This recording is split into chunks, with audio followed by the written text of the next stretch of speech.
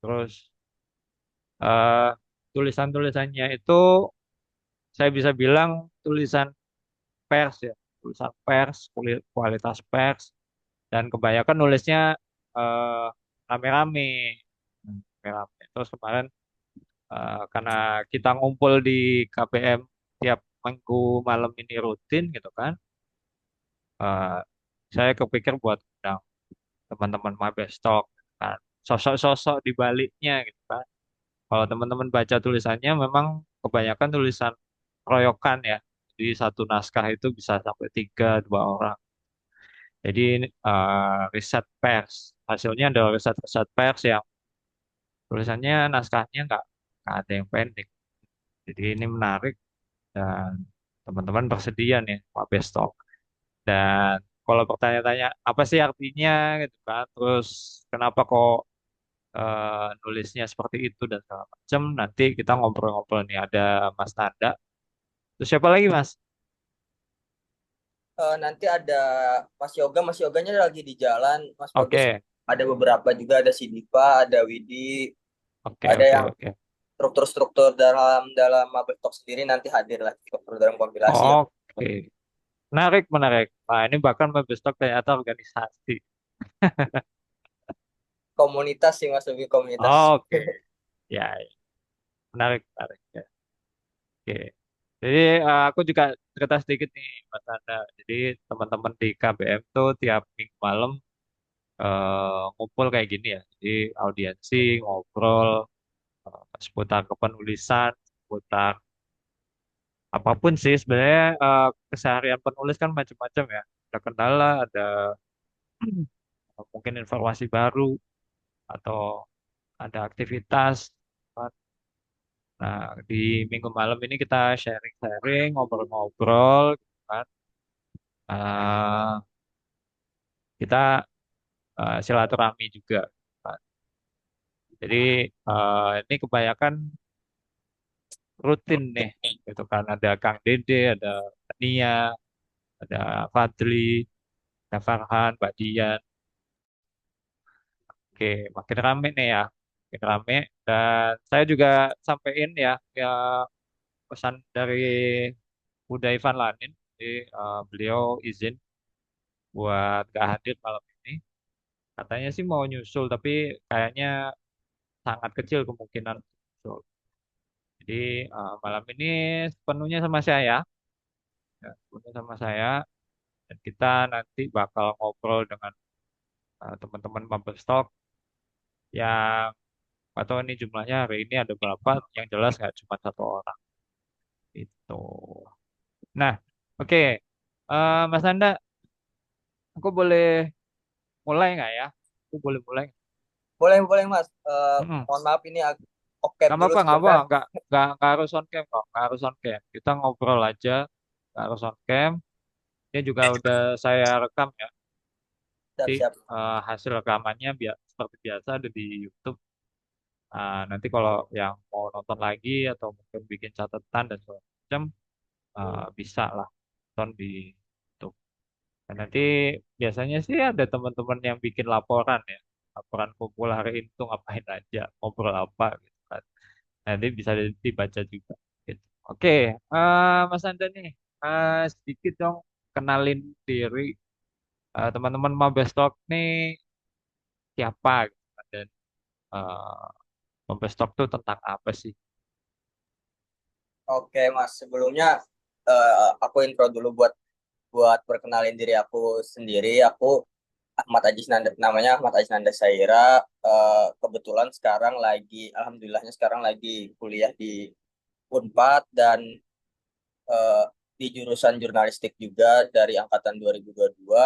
Eh, untuk Mabestok itu sendiri sebenarnya kita runningnya dari semester satu sih Mas. Semester satu kita iseng buat buat apa namanya buat bikin akun di Medium buat masukin tulisan-tulisan kita. Kita kan dari jurnal juga, jadi otomatis dididiknya emang buat nulis gitu. Jadi oh sayang nih buat tugas-tugas nggak ada apa ya namanya nggak ada arsipnya lah, kita bikin Mabestak. Ternyata ada beberapa juga yang baca, kita lanjutin lah. Beberapa orang kita tarik buat buat bantu kita dalam komunitas itu, dan sampai sekarang ada sekitar 8 sampai 9 orang di dalam komunitas tersebut yang ganti nama lah. Mabestak masih menjadi akun mediumnya, tapi akun Instagramnya itu ganti menjadi kompilasi komunitas peminat ilmu komunikasi. Untuk apa? Untuk memperluas cakupan kita lah, nggak cuma di dunia jurnalis gitu. Kalau saya pribadi sih sekarang itu lagi sukanya bahas soal isu gender, feminisme dan lain sebagainya. Sedangkan yang lain tuh ada yang politik, ada yang lingkungan, dan ya kita udah punya apa ya, interest masing-masing lah di Mabestak. Jadi kalau ada tulisan yang misalkan eh, ada soal lingkungan, udah ada proporsinya buat si orang yang suka lingkungan buat nulis gitu-gitu sih Mas. Tapi saling bantu aja satu sama lain sih gitu. Menarik ya. Dari teman-teman jurnalis semua, jurnalistik Unpad. Ada beberapa, ada dua tiga orang yang dari FISIP juga Mas, dari Oh, si Mas Wisnu dari FISIP, Mas Wisnu dari FISIP. hmm, menarik loh. Karena aku sendiri eh dulu saya kan jurnalis di Good Newsroom Indonesia. Good Newsroom Indonesia dan direktur saya dan kepala redaktur itu lulusan Unpad juga. Dan waktu itu kantor sebelahan juga sama perusahaan media yang dia juga dari Unpad, gitu kan. Jadi ini info juga buat teman-teman, gitu kan. Wah, anak-anak jurnalistik Unpad nih gengnya gede banget di Jakarta kalau bisnis media ya. Oke, nah balik lagi, menarik ya, Microsoft ternyata eh, komunitas, ngakunya komunitas, gitu kan. Nah, tadi juga cerita sedikit soal ada desk-nya gitu kan, ada desk. Jadi kalau di perusahaan media itu ada desk masing-masing. Jadi ada mejanya masing-masing untuk topik-topik tertentu. Ada ekonomi, ada lingkungan, ada politik dan segala macam. Nah, berarti ya saya bisa bilang Mabes Talk nih udah mulai jadi organisasi gitu kan ya. Karena terstruktur lah. Nah, Mas Nanda, eh kalau Mas Nanda sendiri nih, cerita dong inspirasinya kalau nyari tulisan, biasanya proses kreatifnya gimana tuh? Kalau dari saya pribadi sih Mas, kalau buat yang saya tekuni sekarang, ada keinginan buat menulis itu, ya balik lagi Mas, keresahan pribadi aja gitu, keresahan pribadi. Dan untuk nulisnya itu pasti ya yang diajarin di jurnalistik Unpad, dan dijalankan di teman-teman Mabes Talk juga, itu kita riset bareng-bareng, terus kita brainstorming lah ini eh, angle-nya mau kemana tulisannya. Dan eh, biasanya sama Mas Yoga dan founder co-foundernya lah buat diskusiin ini isunya pantas nggak buat kita tulis di dalam Mabes Talk, atau mungkin nanti ini isunya bakal bakal apa ya, bakal menimbulkan hal-hal yang bahaya buat kita juga. Kita mikirnya ke situ sih Mas. Kalau buat kreatifnya ya kita riset terlebih dahulu, baru menyusun menyusun artikelnya sendiri Mas, gitu sih paling. Oke, oke. Jadi kalian bukan bagian dari media pers kampus ya? Bukan Mas, kita kita apa, kemauan sendiri aja gitu. Oke, oke, oke, oke. Menarik, menarik. Karena kan kalau pers kampus biasanya jauh lebih aktif ya. Tapi kalian juga di medium aktif gitu. Nah, tahu medium sejak kapan? Tahu medium itu sejak semester satu tuh, berarti 2022 Mas, 2022 Oh, dua Juli, tahunan Juli ini. ya. Oke, oke, oke, oke. Nah, aku coba ke Mas Wisnu ya. Tadi kan Mas Anda ada cerita juga soal proses kreatif ya. Kalau dari Mas Wisnu, keresahan juga nggak? Atau mungkin punya macam catatan atau mungkin ada teknik tertentu untuk eh, cari ide nulis? Kalau dari aku sendiri sih ya Mas, di sosiologi itu kita dikenalin sama yang konsep namanya sociological imagination atau imajinasi sosiologi. Dari Hmm. situ tuh dijelasin gimana sih kita ngelihat misalkan isu mikro itu terhubung dengan isu makro atau isu makro terhubung dengan isu mikro. Hmm. Jadi dari berangkat dari konsep itu saya lebih sering mendapatkan topik itu biasanya ya emang seperti Mas Adis Nanda dari keresahan-keresahan pribadi.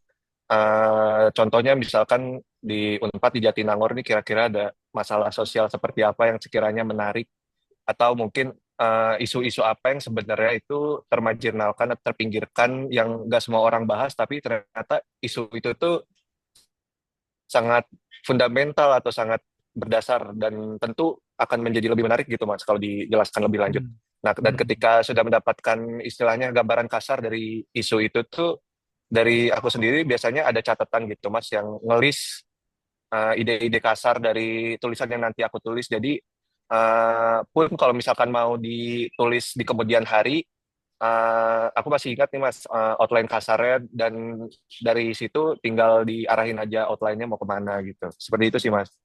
Oke, menarik ya. Jadi yang tadi fenomena makro mikro tuh nggak banyak tuh yang tahu tuh, ya kan?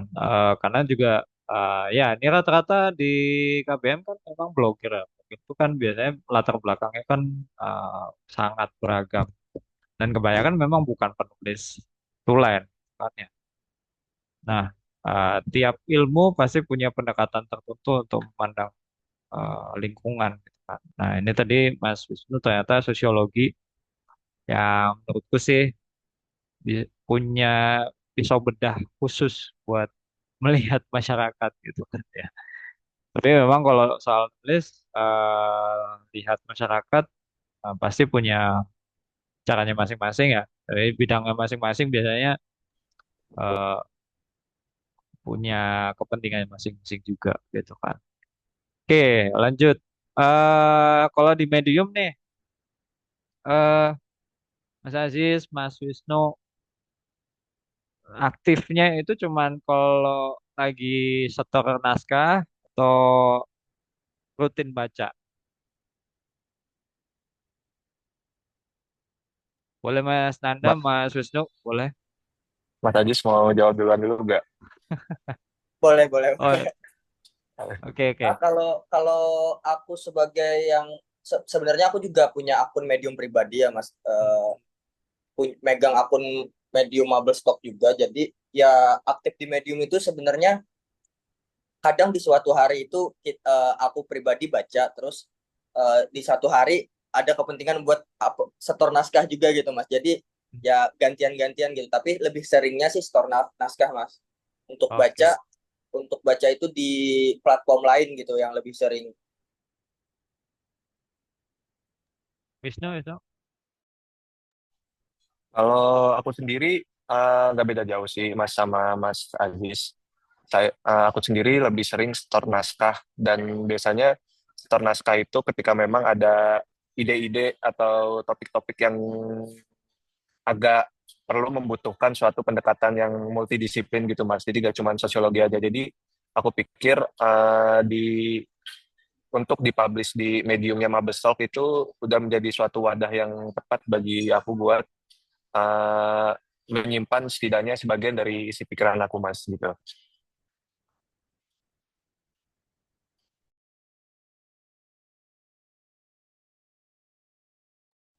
Masih nge-commute Mas BTW. Oh iya iya. Oke. Jadi kebanyakan memang nulis aja, ya. Nulis aja dan mungkin karena akunnya setor barengan gitu kan. Jadi mungkin aktivitas pribadi nggak terlalu gitu kan, nggak terlalu kentara. Nah terus oh iya, ini yoga angkat tangan. Boleh, silakan. Oke. Halo Mas, perkenalkan aku Yoga dari Mabes Talk juga sebenarnya. Oke, ya ya. Ya, Oke oke. mungkin mau sharing juga gitu. Kalau Mm-mm, mm. dari aku sendiri sih cukup agak sering ya sekarang-sekarang untuk mengebaca tulisan-tulisan di Medium karena pada akhirnya nemu tulisan-tulisan atau tema-tema tulisan yang memang aku interest gitu atau aku sukai gitu. Hmm. Terlebih setelah mengetahui ada KBM gitu. Jadi kan kalau di KBM karena bervariasi dan juga mulai banyak aku kenal penulis-penulis Indo gitu. Karena sebelumnya susah susah kan kalau nyari itu kalau di search gitu di Medium kan gak bisa ya, agak susah aku tuh nemu tulisan Benar, Indo tuh. benar, benar. Pada akhirnya setelah ada KBM lewat itulah atau biasanya kan suka ada notif email tuh. Dan Hmm. kalau menarik paling ya aku baca-baca dari situ dan sebenarnya lumayan beberapa juga bahkan menginspirasi atau jadi memantik aku buat nulis soal mungkin yang mirip-mirip gitu. Hmm. Yoga Misalnya sendiri dari jurnalistik juga nggak? ya kalau aku dari jurnalistik juga sama kayak Ajis. Hmm. Oke, oke, oke. Nah, pada tahu nggak sih kalau di anu, kalau di Medium tuh ada banyak tulisan ya bahasa Inggris memang yang kebanyakan soal jurnalisme dan berita atau isu yang juga ditulis sama jurnalis global. Aziz, ya Yoga mungkin pernah nemu. Eh, Kalau dari aku sih sejauh ini ya agak bahkan ya belum pernah justru. Hmm. Paling nemu tuh yang bahas soal isu lingkup media, komunikasi, jurnal. Hmm. Hmm. Itu juga eh, ada satu akun tapi aktifnya terakhir di tahun 2021. Terus Hmm.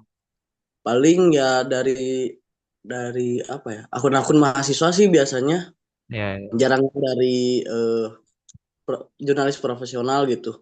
Hmm. Oke. Meskipun Ya. kayaknya pernah deh nemu gitu satu atau dua yang nulis juga jurnalis tapi dia nulis di sini maksudnya di Medium itu sebagai apa kayak tulisan pribadi gitulah Hmm. yang nggak tulisannya bukan yang berita banget gitu maksudnya. Hmm. Ya, ya. Oke, oke, oke.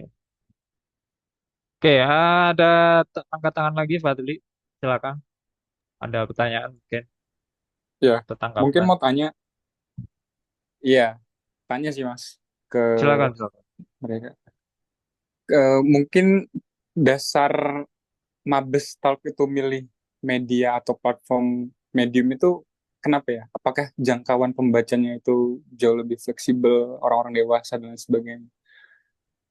Pertama itu, terus yang kedua pernah juga nggak apa, nge-explore ke media selainnya, mungkin kayak mungkin media-media Kompas, Tempo dan lain sebagainya gitu kan, yang udah jauh lebih high professionality dan lain sebagainya gitu. Dan itu sih pertanyaannya. Entah ke Oke. siapa yang jawab, yang mungkin yang lebih paham. Aziz kali ya. Boleh Mas, sebenarnya ada sih Mas Ponder sih, Mas Yoga, Mas Ponder kan lebih. Oke, oke, Yoga, Yoga, Tapi nanti silakan. kalau kurang nanti bisa ditambahin lah sama saya kalau mau nambah. Oke, Yoga. eh Sebenarnya Mabes Talk ini inisiasi aku dan teman-teman pas semester satu karena biasalah mengisi waktu luang intinya. Terus kami berencana buat bikin kayak media. Awalnya bergeraknya sih pengennya di YouTube. Terus baru satu konten udah kayak bubar dan karena udah sibuk masing-masing. Terus mau nyoba di IG, di Instagram Ah, kurang enak juga kan waktu itu karena nggak bisa ngasih yang panjang tulisan panjang itu. benar, benar. Terus kenapa milih Medium platform lain? Pertama kan kalau kita pengen ada akun sendiri gitu, maksudnya yang memang akun sendiri bukan lewat media lain seperti Kompas dan sebagainya. Terus Hmm. juga kalau website tadinya pengennya website memang, tapi kita Oke. ada keterbatasan dana gitu untuk itu. Pada akhirnya setelah nyari-nyari nih akhirnya ketemulah ini Medium gitu yang menurut aku sih cocok karena eh, pertama sistemnya kayak mud ya blog kan, jadi nggak terlalu banyak filter atau gatekeepingnya gitu. Jadi intinya bisa semua tulisan bisa masuk karena awalnya ini juga memang untuk wadah tulisan-tulisan kita yang istilahnya yang memang belum bagus gitu. Memang tulisannya masih jelek lah gitu. Dan Hmm. untuk masuk ke media gede itu pasti gak masuk. Jadi kita pilih platform ini gitu. Padahal Oh. sebenarnya kita juga nggak tahu sih apa ya, kayak audiensnya kayak gimana sih, terus cara ningkatinnya gitu-gitunya nggak tahu. Baru ya setelah berjalan akhirnya sekarang sih udah mulai kelihatan gitu. Hmm. Paling itu sih awal mulanya mah. Eh, Pertanyaan kedua udah dijawab belum ya, Fadli? Yang mana ya? Sorry Ya, lupa. iya, bakal. Publikasi yang lain, mungkin Oh, udah tadi sih, ya, udah. Tempo, Kompas. Tadi sekilas udah disinggung sih, Mas. Hmm, hmm, hmm. Iya, Tapi jadi kalau naskahnya yang di Medium nih ada yang Tulisannya. dikirim ke media massa nggak sih, teman-teman? eh pernah sih dulu punyaku, tapi pada akhirnya di take down. Jadi aku nggak double publish lah intinya. Hmm, oke. Tapi Ya, ya. kalau sekarang sih karena melihat ya cukup lumayan lah engagingnya gitu. Jadi aku sekarang sih lebih priority di Medium dulu gitu sebagai pengembangan akunnya juga Ya, ya. daripada ke media yang lain. Oke. Oke, silakan Kang Dede mau nanggapin. Oke, saya salut nih sama anak-anak muda. Kalau dibilang saya tuh eh, generasi 90-an ya, saya mah udah tua, tapi selalu mengikuti tren anak-anak muda. Saya salut sama ini, sama anak-anak Mabes Top ya, masih muda, punya kreativitas. Nah, satu lagi kalau mengenai membahas tentang politik, tuh, bagaimana menulis tentang politik tanpa terjebak intensi partisan. Makasih itu aja pertanyaannya. Oke, oke. Siapa nih yang mau jawab nih? Yoga Boleh Mas boleh. Ajis? Mas Ajis Ajis, ini Ajis. politik-politiknya. Oke, Mas Ajis, silakan. Eh, ini ya tadi Mas soal soal agar tulisan gimana caranya Mabes Talk ini kalau bahas soal politik tidak apa namanya tidak terikat sama tidak dikira partisan gitu ya Mas. Iya, iya. Ya mungkin balik lagi sih Mas sebenarnya gimana pun kalau saya pribadi gitu mandangnya gimana pun kalau kita nulis soal politik ya pasti ada beberapa pihak yang mengira kita partisan tapi kalau saya pribadi itu kita berlandaskan fakta dan data yang bisa dipertanggungjawabkan gitu Mas. Misalkan eh, saya juga pernah nulis strategi komunikasi politiknya tiga paslon kemarin pas zaman-zaman Pilpres ya itu pasti ada aja komen wah ini anak abah ya ini mendukung Prabowo dan lain sebagainya gitu. Tapi ya tulisannya bisa dipertanggungjawabkan gitu. Ada riset yang kita lakukan walaupun nggak terlihat bukan nggak terlihat profesional maksudnya nggak sedalam teman-teman jurnalis profesional tapi ya kita menulis itu berdasarkan landasan-landasan yang bisa diverifikasi lebih lanjut gitu kalau misalkan Hmm, dipermasalahkan oleh teman-teman yang atau pembaca-pembaca yang mengira kita sebagai partisan gitu.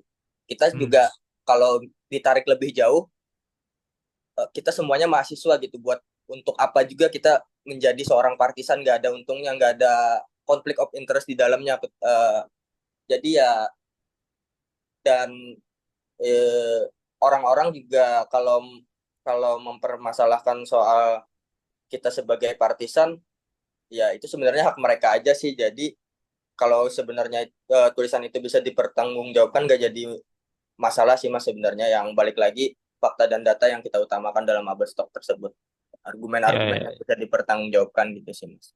Hmm. Saya objektif ya, objektif ya. Soalnya kalau kita mau ngatur persepsi pembaca tuh memang ya bukan kepentingannya penulis sebenarnya. Yang penting memang ya kalau di teman-teman jurnalis pasti eh, perlu ada proses-proses tambahan untuk misalkan kayak cover dua pihak, misalkan kayak gitu kan ya, untuk objektivitasnya gitu kan. Nah, eh aku mau nanya soal ini nih. Kan dari teman-teman Mabes Talk tuh ada berapa kali tulisan tuh yang penulisnya rame-rame ya, rame-rame. Nah, yang aku penasaran adalah eh gimana kalian bisa nge-manage project tulisan itu kan. Ngaturnya gimana? Terus kemudian mungkin koordinasi, terus mungkin bacaannya, kemudian mungkin finalisasi naskah dan segala macam. Boleh dong cerita kan, yang ya kapan hari aku bahkan nemu tulisan kalian tuh yang penulisnya kalau nggak salah 5 orang lebih, Pak ya. Coba silakan cerita deh.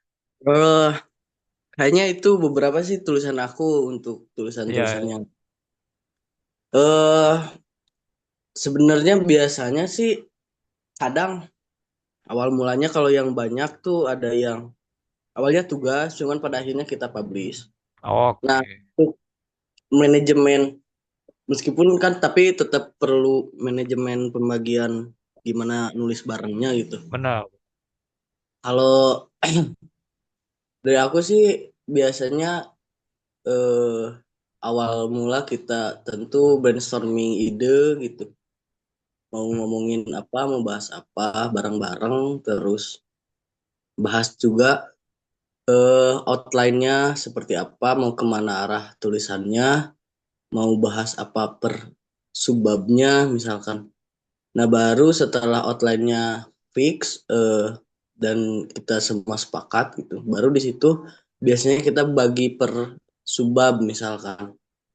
Entah itu satu subbab sama satu orang atau sama dua orang misalkan. Nah, setelah itu proses penulisan, setelah menulis masing-masing, kita ketemu lagi untuk finalisasi gitu. Jadi hmm, kita bertemu lagi bareng-bareng, terus coba recheck apakah satu subbab dengan dengan subbab lain itu udah kayak nyambung atau masih ada gap misalkan. hmm, Terus setelah itu dilihat koherensinya udah oke misalkan. Barulah finalisasi apa ya tipe-tipe atau penulisan daftar pustaka dan sebagainya itu dibereskan dan akhirnya beres gitu hmm. tulisannya.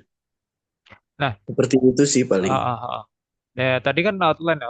Outline emang efektif ya buat apa? Ngasih panduan. Tapi gimana kalau suatu ketika pernah nggak sih satu penulis dengan penulis yang lain tuh punya pendapat yang berbeda, terus kemudian kalian eh, resolusi konfliknya bagaimana tuh dalam sebuah naskah? Pernah nggak ada Oh pendapat itu atau mungkin interpretasi data dengan sudut pandang yang beda gitu kan? Itu kan macam-macam ya gitu. ya itu pernah sih Mas, bahkan agak sering sih sebenarnya memang Oke. karena ya iya sih yang bikin konflik interestnya tuh biasanya salah penafsiran karena pas kita bahas outline kan nggak detail per subbabnya gitu Benar, dijelasinnya. benar. Nah, Ah, pas eksekusinya kadang kayak kok gini ya gitu. Padahal yang misalkan yang aku pikirin tuh gini, teman-teman pikirin gini, tapi si penulisnya malah nulis beda lagi. Biasanya eh pertama si penulisnya sendiri, maksudnya yang aku kira beda gitu misalkan, hmm, itu kayak udah ngasih tahu duluan gitu, kayak reminder ini bagian aku bener gak ya bahasnya ini gitu. hmm, Ini bagian aku bahasnya ABCD gitu. ya, Nah ya. kalau kan kayak eh kayaknya yang D gak usah deh gitu. Nah itu koreksinya di situ gitu. Terus kalau skema kedua biasanya itu setelah semua nulis, terus kok masih ada yang kayaknya ini apa rangkaian kalimatnya misalkan kayaknya gak gini deh di satu paragraf tuh. Kadang kalau itu sih biasanya kita edit edit bareng-bareng lah gitu. Pada akhirnya kalau itu biasanya di proses finalisasi gitu. Pas proses finalisasi ternyata ada yang sedikit beda uraian kalimatnya misalkan atau kata-kata yang digunakan itu ya diedit aja gitu di situ. Paling itu sih dua cara itu biasanya.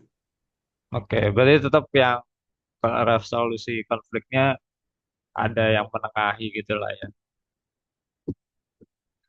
Oke, buat teman-teman yang lain mau nanya, mau sharing gitu kan. Ini menarik ya. Jadi teman-teman Mabes Talk nih banyak yang nulis berkelompok gitu kan ya. Dan berkelompok tuh nggak gampang ya. Pertama, tiap orang punya interpretasi beda-beda kayak tadi aku bilang. Terus kemudian kedua, eh, apa gaya bahasa gitu, style atau eh, gaya dan teknik nulis itu biasanya juga beda lagi, kan. Nah itu eh, jadi naskah yang menurutku sangat menarik gitu kan. Sayangnya, sayangnya di Medium itu belum ada fitur untuk nulis kolaboratif ya. Jadi satu naskah eh, nulisnya barengan. Nah, dan kreditnya disematkan ke masing-masing penulis. Akhirnya ya kayak teman-teman Bagus Stok yang lakuin, biasanya kalau nulis rame-rame, di bawahnya dijelasin penulisnya siapa. Padahal yang nulis banyak gitu. Kadang ngiranya, oh ini cuma satu orang, padahal enggak. Nah, mungkin nanti aku juga bisa jadi anu nih, ngasih saran ke Medium ya. Semoga ada fitur itu karena itu keren banget kalau bakal ada. Karena di beberapa website itu udah mulai ada ya. Penulis itu kolaboratif termasuk nggak cuma editor ya, editornya siapa, penulisnya itu bisa satu, dua, bahkan tiga. Oke, ada Mbak Nia yang angkat tangan, silakan. Tanggapan, tanya. Oke, teman-teman. Nah, ini kan saya udah baca beberapa tulisan kalian nih yang di Medium. Nah, saya pengen tanya dulu terkait ini, terkait penulisan ini kan isu-isu politik itu kan isu yang lumayan sensitif ya kalau menurut saya. Isu yang itu langsung bersinggungan dengan penguasa, bahkan oligarki.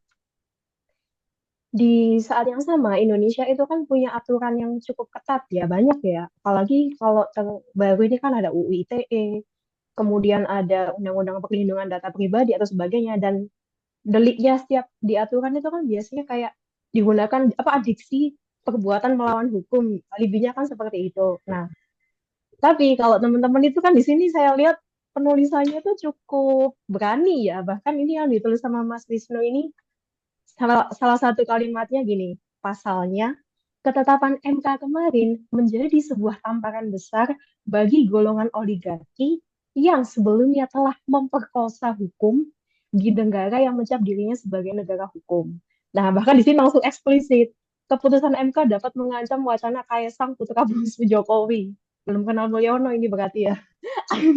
Nah, ini saya tuh jadi mikir, apakah ini karena konteksnya itu hard news sehingga kalian bisa berlindung dari mungkin undang-undang pers atau mungkin ya apa in case misal tulisan kalian itu dipermasalahkan dalam bidang karena ini berkaitan langsung dengan politik gitu. Nah, saya tuh soalnya suka sama seenggaknya dua topik utama ya, psikologi sama politik. Cuma semenjak selesai Pilpres dan hasilnya cukup mengecewakan itu, saya cukup sedikit menghindari topik-topik yang memper-memper politik karena ya please saya masih pengen hidup lebih lama ya intinya intinya gitu sehingga kalau balik ke pertanyaan rumusan masalahnya adalah apakah apa namanya ini karena konteksnya itu hard news sehingga bisa dikatakan apa ditulis sedemikian rupa sedemikian lugasnya atau ya memang karena oh ini masih termasuk dilindungi dalam undang-undang pers yang tahun 99 kan ya undang-undang pers itu ya. Nah, itu dulu. Oke, tadi Mas Wisnu nih yang disinggung langsung. Bisa cerita. Oke, sebelumnya makasih buat Mbak Mbak Nia? Savitri, Mbak Nia ya, buat pertanyaannya. Jadi eh, alasan kenapa aku pribadi berani untuk menggunakan kata-kata yang cukup eksplisit, sebenarnya ini saya teringat dari sedikit guyonannya Warkop DKI ya, yang mereka ngomong itu tertawalah sebelum tertawa itu dilarang.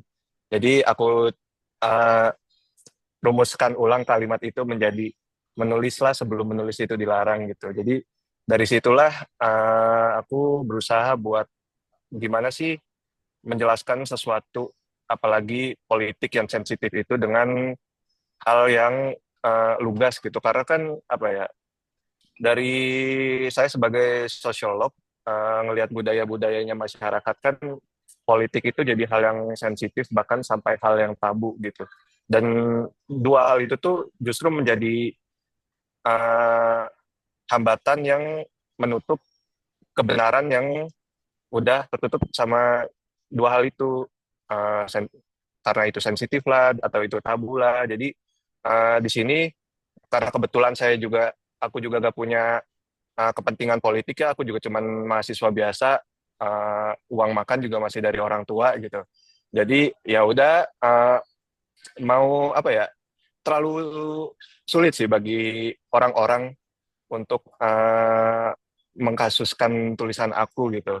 Karena apa ya, sebenarnya untuk mengkasuskan itu kan bisa dilihat seberapa impact-nya tulisan itu ke orang-orang, terutama dari sisi siapa penulisnya gitu.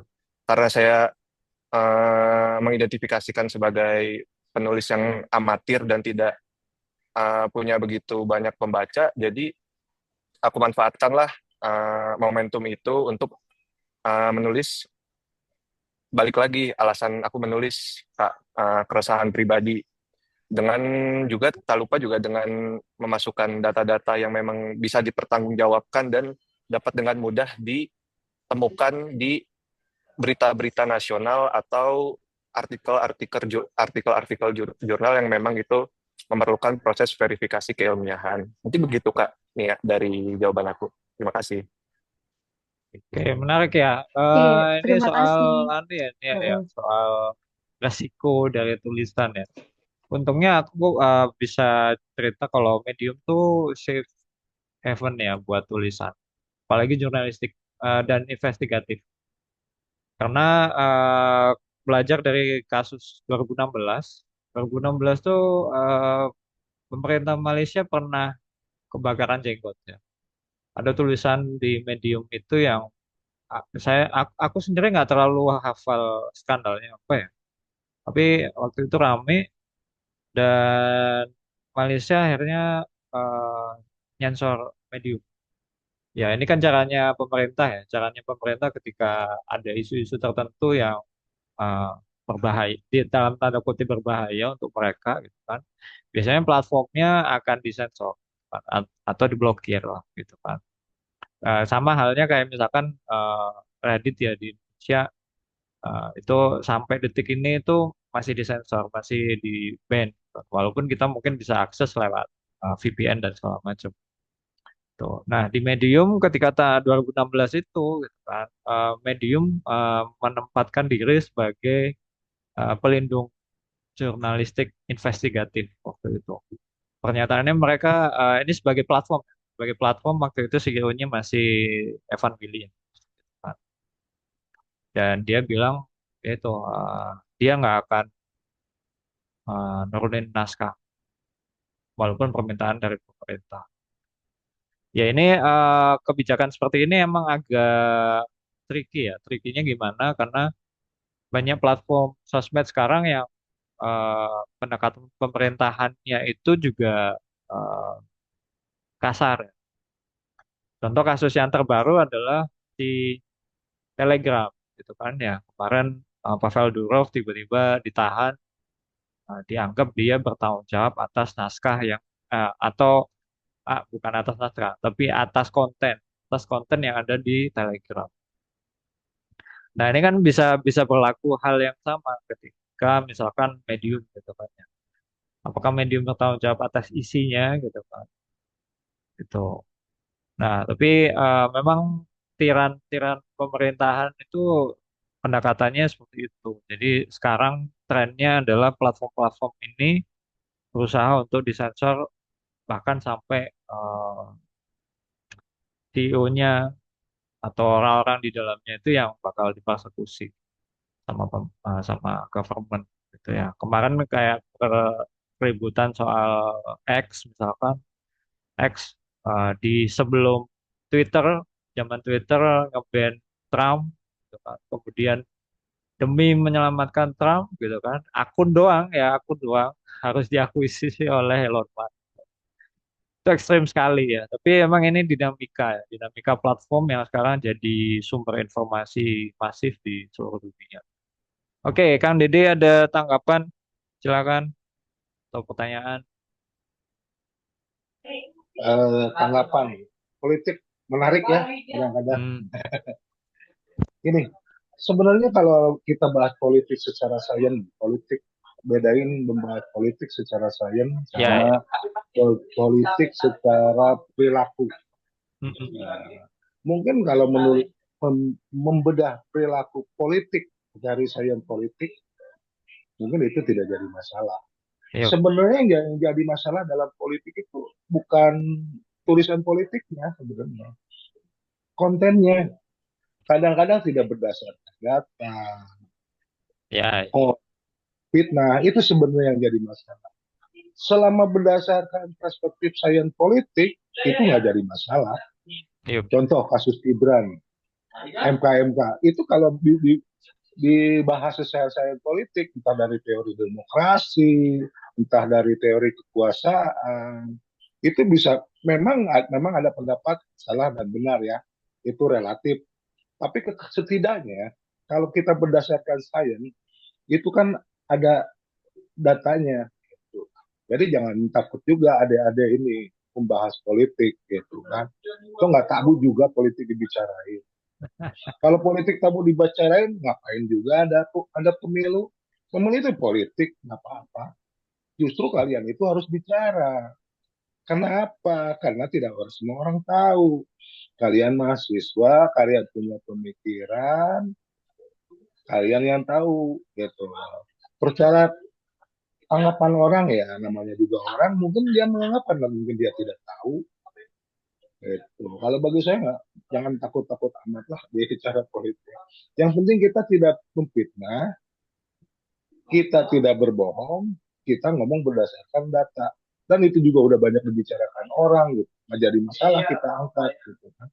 Setidaknya masyarakat mendapat perspektif yang lain. Terserah ada yang suka atau tidak. Itu mungkin dari saya. Terima kasih ya Mas Bagus. Oke. Mbak Nia ada lanjutan?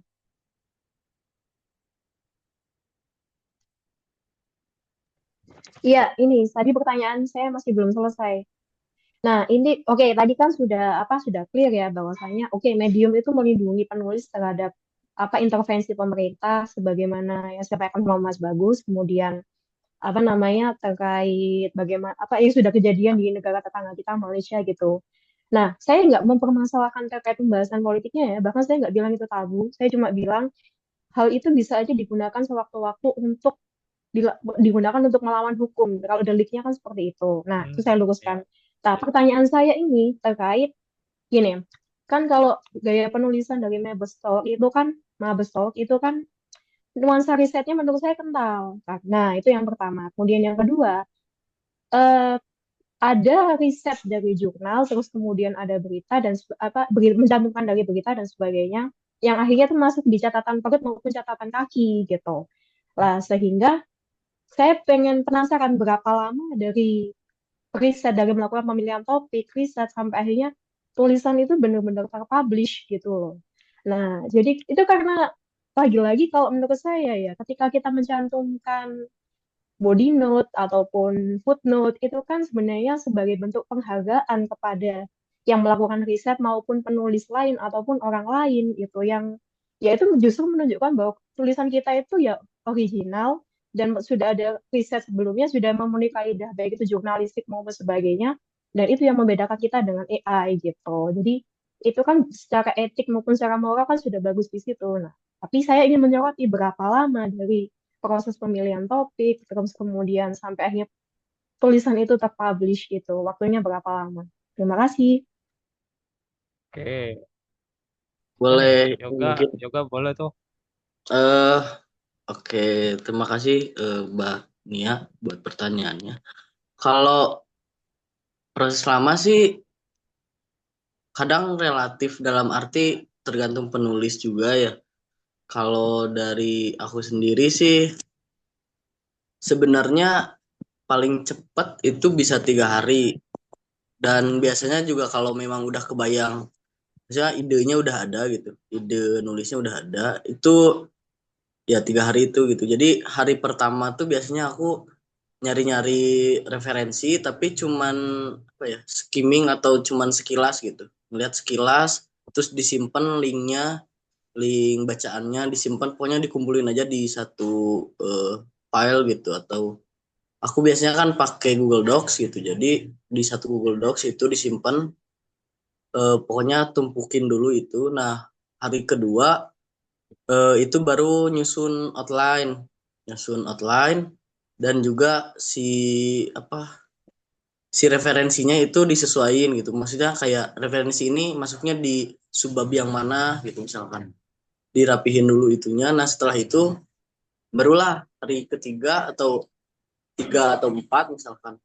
Kalau memang banyak kegiatan eh itu baru penulisan gitu. Dan penulisannya ya kalau bisa bisa sehari sih kadang, tapi bisa juga 2 hari. Cuman kalau dari aku sendiri biasanya efektifnya sehari, karena kalau 2 hari kadang apa ya, pikiran hari ini dan pikiran kemarin agak beda gitu, dan kadang lupa juga. Dan makanya kadang lebih efektif kalau nulis, karena kalau udah kebayang isinya per subbab gitunya, itu lebih cepat bagi aku untuk nulis gitu. Nah, setelah itu proses itu nulis, terus ya cross check sedikit lah, 2 kali baca, 2 ulang baca, udah enak dibaca, udah gak ada typo dan sebagainya, baru dirapihin apa referensinya dan sebagainya.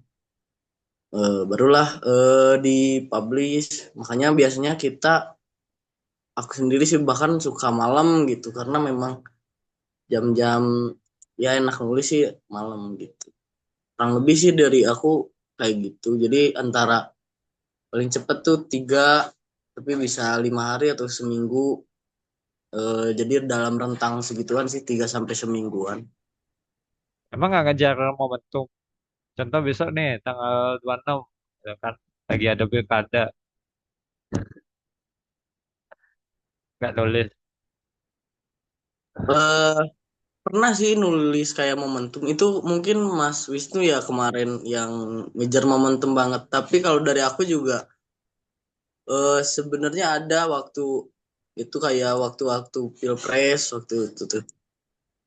Itu bisa cepet sih, cepet ya, tapi aku sendiri sih prinsipnya kadang nggak terlalu ngejar cepetnya kayak gimana. Maksudnya meskipun besok ada ininya, karena menurut aku sendiri kelebihan cepet sih pasti engagementnya mungkin ya nanti akan lebih naik. Tapi di samping itu sih tetap pada kualitas tulisannya terlebih dahulu lah gitu.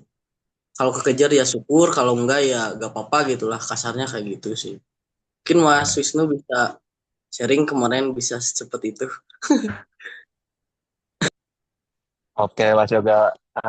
Kalau dari aku sendiri ya, Mas, sebenarnya untuk pengerjaan durasi itu aku biasanya dibagi menjadi 2. Itu yang pertama adalah memang isu yang populer yang memang mengejar momentum, dan yang kedua memang isu yang tidak terlalu populer, atau biasanya aku nyebutnya tuh isu-isu yang marginal, yang terpinggirkan gitu. Dan memang untuk khususnya yang isu yang memang mengejar momentum, aku sendiri itu cukup bahasa bahasanya tuh ngepur eh, otak aku untuk riset-riset yang memang membutuhkan waktu yang lebih singkat ketimbang ketika aku menulis isu-isu yang marginal gitu, Mas Mbak. Nah, dari situ memang ada sedikit kekurangan-kekurangannya seperti tadi yang Mas Yoga sudah sampaikan. Dari karena memang istilahnya dikejar jam tayang, memang terkadang tulisannya itu tidak begitu komprehensif dan juga tidak begitu spesifik. Kadang masih ada di satu sisi subbab yang memang itu kurang dijelaskan secara eksplisit, atau memang arah kepenulisannya itu eh, kemana-mana begitu. Itu sebenarnya dari aku sendiri ya, sebagai bentuk proses aku berkembang sebagai penulis amatir. Dari situ mungkin karena memang dari mengejar momentum itu, aku jadi bisa sedikit menguji diri aku seberapa tangkas jari-jari dan otak aku untuk merangkai-rangkai tulisan yang ada di medium begitu sih, Kak. Oke, oke. Menarik tuh. Ada juga kan teman-teman yang nulisnya kejar momentum tuh. Ya, kejar momentum. Ada juga yang mungkin bahkan setelah momentum juga. Ya, ada tanggapan, ada pertanyaan dari teman-teman? Saya lagi masih nyimpen pertanyaan. Jadi, Kalau nah, dari aku boleh nanya nggak ke boleh, Mas? boleh, boleh. Silakan, silakan. Sekarang di ini ya komunitas ya KBM lagi riset pasar, riset apa sih? Ya Oke, riset, riset survei-survei itu ya. ya, survei, survei Kalau nggak data. salah itu tuh udah dipublish tulisannya gak sih Mas? Belum, belum, belum. Oh, Yang belum. kemarin yang resmi ya, aku bisa bilang resmi KBM itu belum karena Oh, ada kendala di ada kendala di olah data, ada olah data kendala, nah, jadi akhirnya belum bisa dipublikasi. Tapi oke. soal riset dari KBM, targetnya emang setiap apa ya 2 bulan sekali itu kita bikin survei dan riset-riset gitu lah. Jadi eh, supaya dari KBM itu ada data dan ada informasi yang cukup, aku nggak bilang penting ya, tapi mungkin menarik gitu kan untuk informasi, untuk insight dan mungkin juga untuk penulis gitu. Tapi yang kemarin belum karena emang ternyata aku ada kendala di olah data kemarin, coba diolah kok eh, nggak ketemu, belum ada solusinya. Tapi Desember ini nanti bakal ada survei baru lagi gitu. Oke Mas. Sebenarnya aku nanya sih karena memang menarik ya untuk risetnya dan Hmm. eh pada akhirnya muncul pertanyaan yang memang udah dari dulu sih. Jadi aku kan agak belum tahu nih maksudnya kayak karakteristik si pembaca di medium itu seperti Ya, apa. biar. Karena kalau kita tuh sebelum publish di KBM ya kalau sekarang mungkin ada penetrasi dari pembaca KBM gitu pada akhirnya juga ada yang ngebaca Mabestok gitu. Nah, karena kita biasanya ya cuman share di Instagram gitu kan. Pada akhirnya pembacanya juga dari kita yang kita kenal aja gitu pada akhirnya. Eh tapi sebenarnya untuk beberapa tulisan di kita gitu di Mabestok sebenarnya itu dari segi pembaca sebenarnya apakah cukup bisa ngejangkau gak sih Mas gitu. Terus juga mungkin secara keseluruhan sih pengennya ada feedback secara langsung sekarang gitu yang mungkin ada beberapa poin yang bisa disampaikan misalkan. Hmm. Terus juga eh apakah apa ya? Apakah kita tuh memang bisa sebebas itu dalam arti kayak kalau aku sih memang dan teman-teman sih memang kebanyakan tulisannya memang agak-agak panjang dalam arti karena memang kita memang kadang ngejarnya sekomprehensif apa gitu.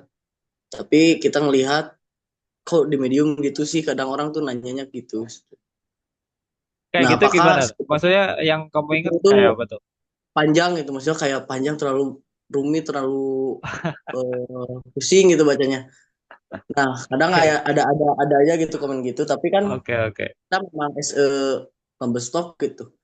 Memang karakteristik tulisannya hampir semua kayak gitu gitu, dan itu juga prinsip kita lah kasarnya kayak gitu. Nah, tapi apakah itu apa ya, kayak cocok gitu untuk di medium atau seperti apa?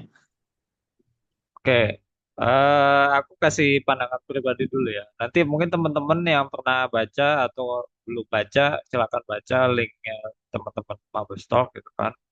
Kasih tanggapan ya, kasih tanggapan. Jadi kalau dari aku pribadi ya, sebagai yang memakai Medium dan baca tulisan teman-teman Mabes Talk, itu eh, yang dirasakan adalah ini tulisan dengan standar yang beda dengan kebanyakan pengguna atau penulis-penulis di Medium. Maksudnya Medium Indonesia ya, Medium Indonesia. Standarnya jauh lebih tinggi. Standarnya jauh lebih tinggi dan kenapa kemarin aku terpikir untuk ngundang teman-teman Mabes Talk karena memang di Medium itu sedikit banget yang tulis dengan standar seperti ini. Seperti standar kalian itu sedikit ya. Ada mungkin tapi nggak banyak gitu kan. Kalau dari pengalamanku di Medium sejak 2017, eh, ada beberapa organisasi memang ya, yang nulisnya itu dengan standar kalian, ya.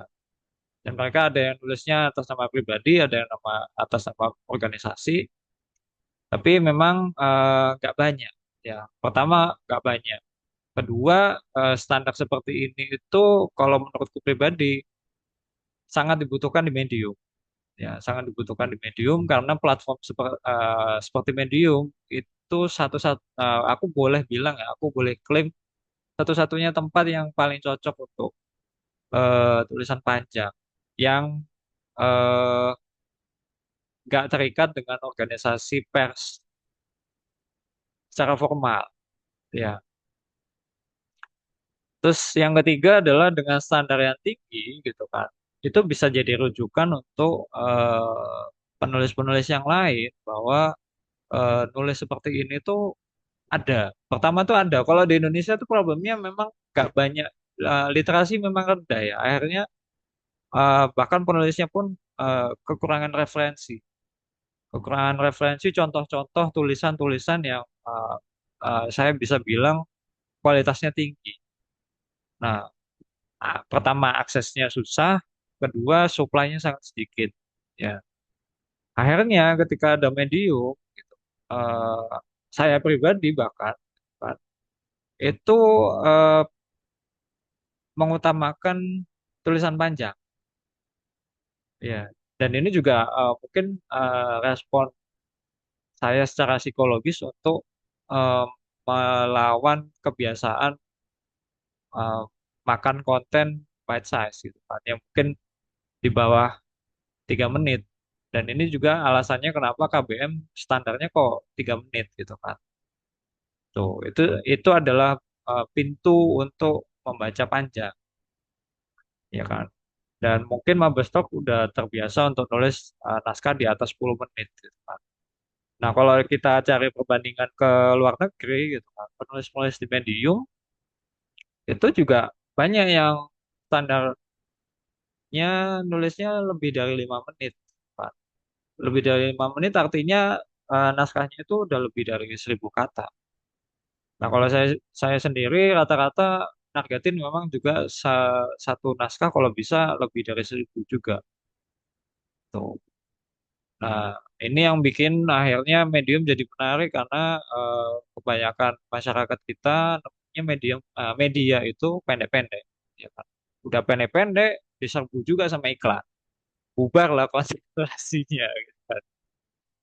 Nah, itu kenapa sampai sekarang saya masih betah ya di medium dan karena motif pengen bisa berkontribusi dalam bentuk naskah panjang.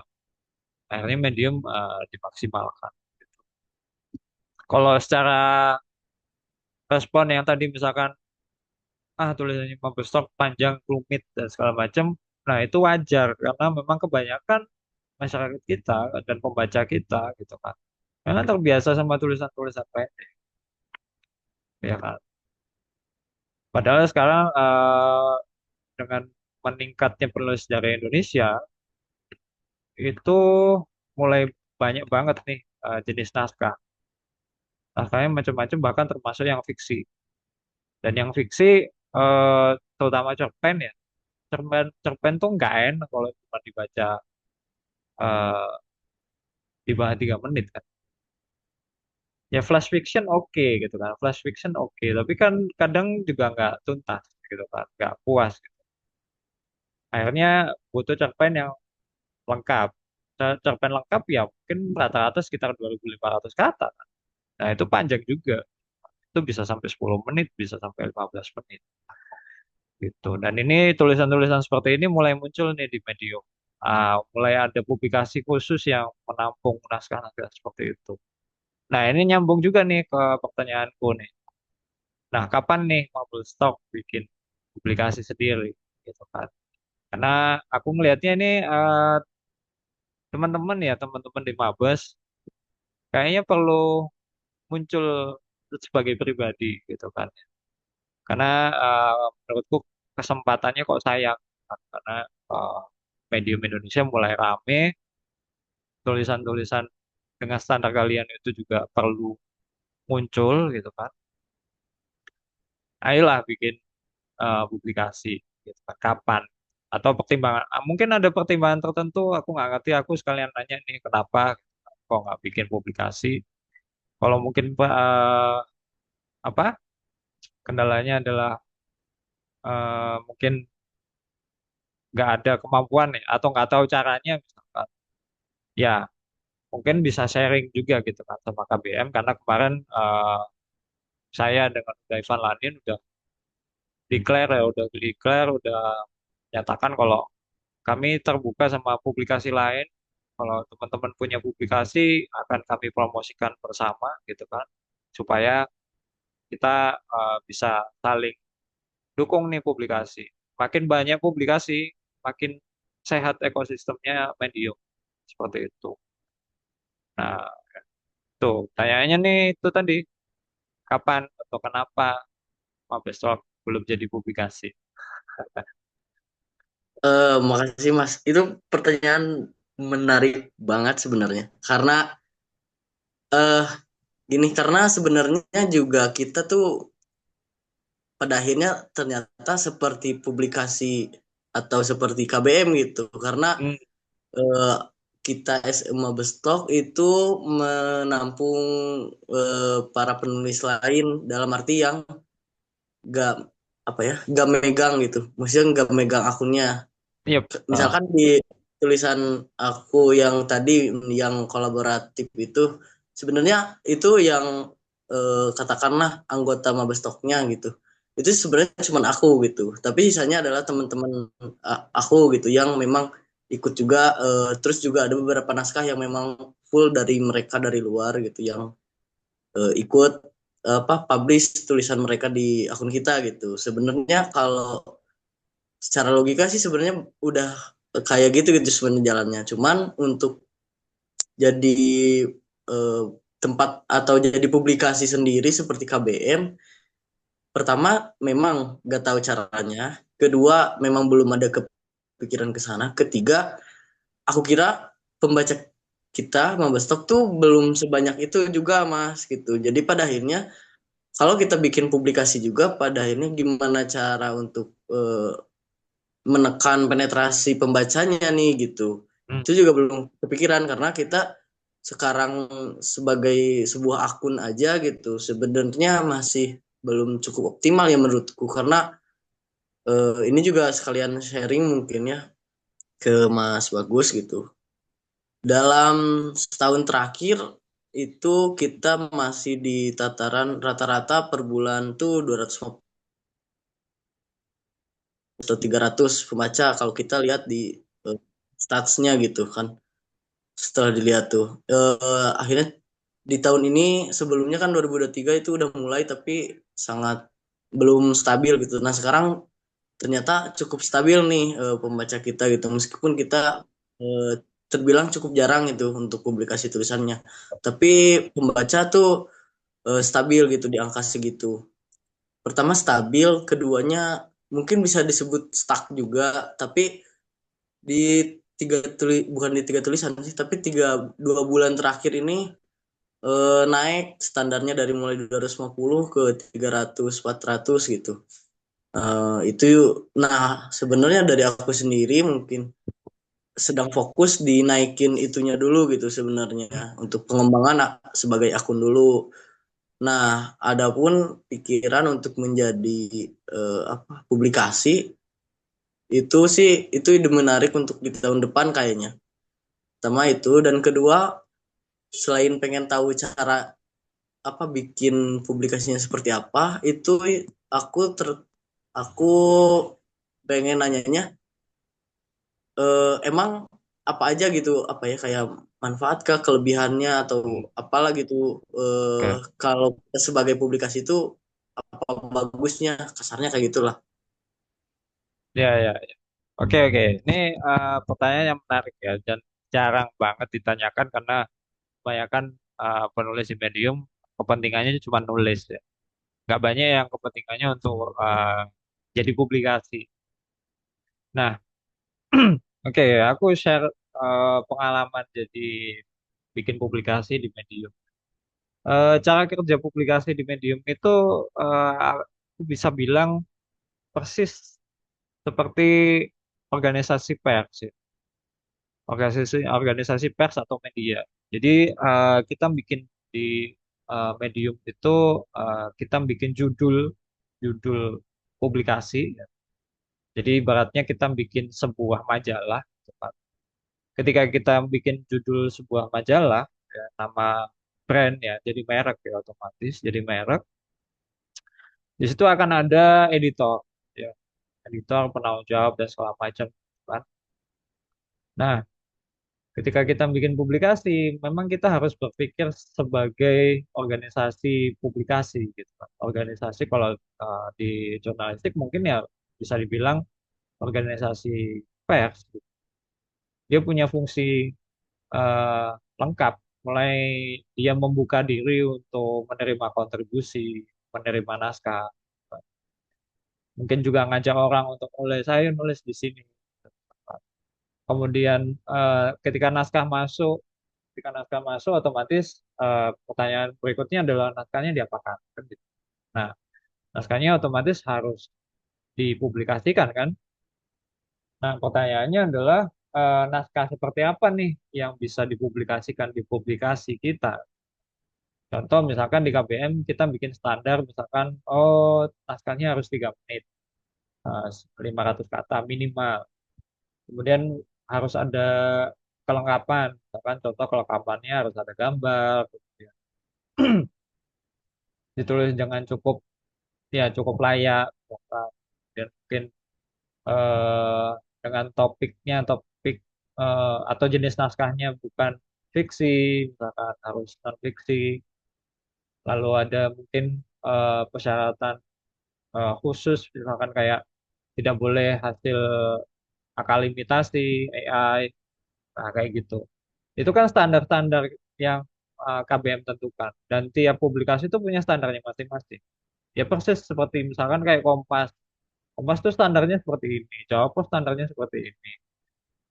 Genius From Indonesia standarnya seperti ini, sudut pandangnya seperti ini. Nah, kayak gitu. Itu eh, publikasi ya.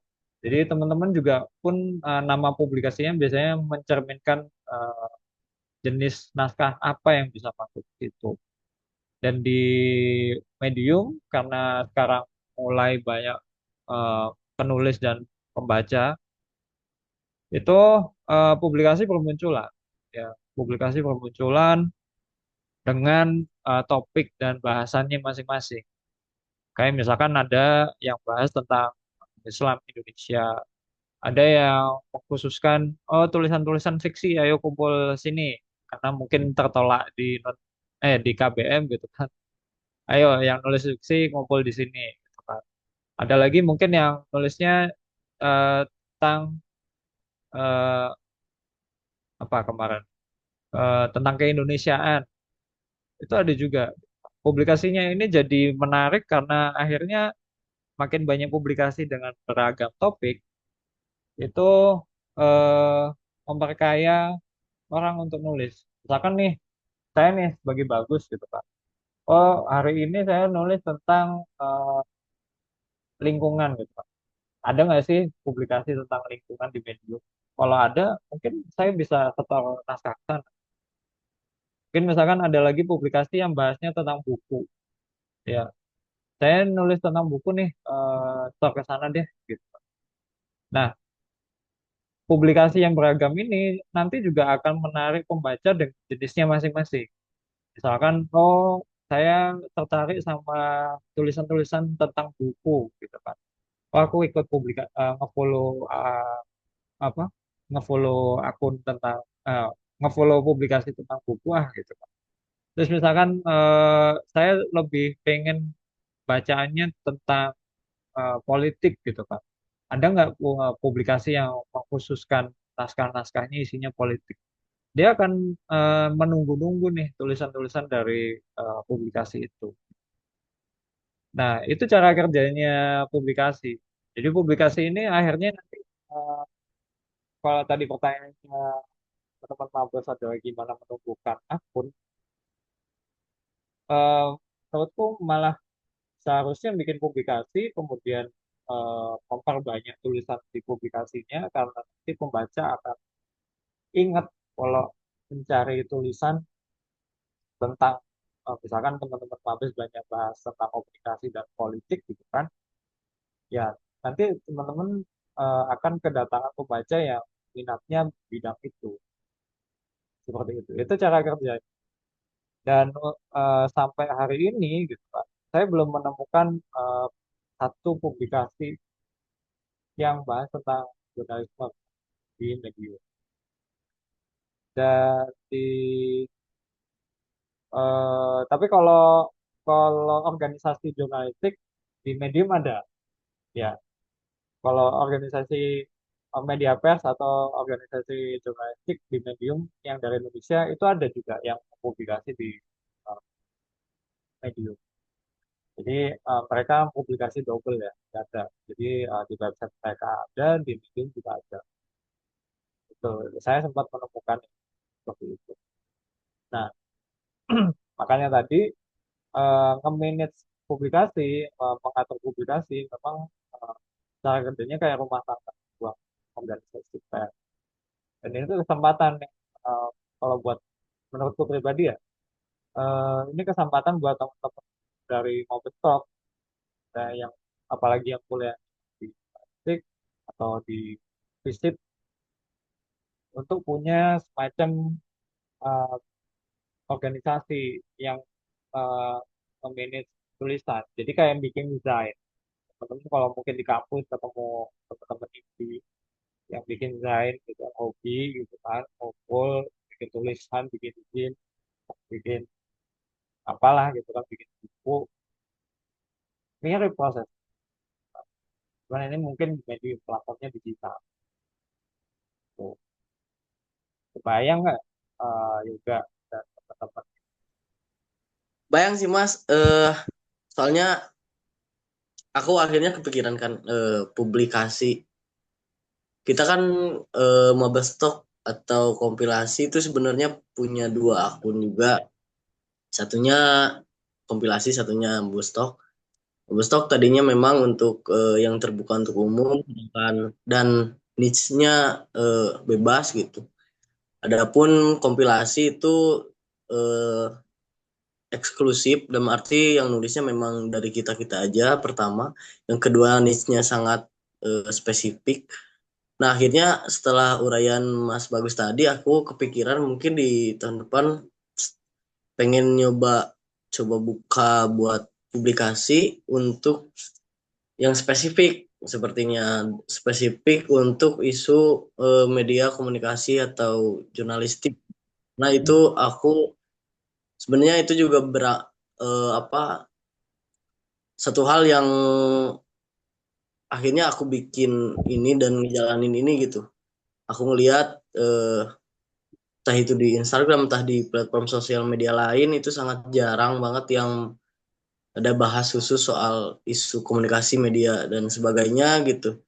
Akhirnya aku coba bikin kompilasi itu gitu. Nah akhirnya mungkin nanti nextnya untuk di Medium bikin publikasi itu karena beberapa juga aku sekarang lihat adalah yang di KBM juga gitu yang ternyata ada nih isunya yang ya entah itu soal jurnalis entah itu soal komunikasi lainnya gitu yang ada intinya ada gitu penulisnya ternyata dan akhirnya ya kayaknya bisa deh untuk bikin publikasi dengan spesifik terkait isu itu gitu.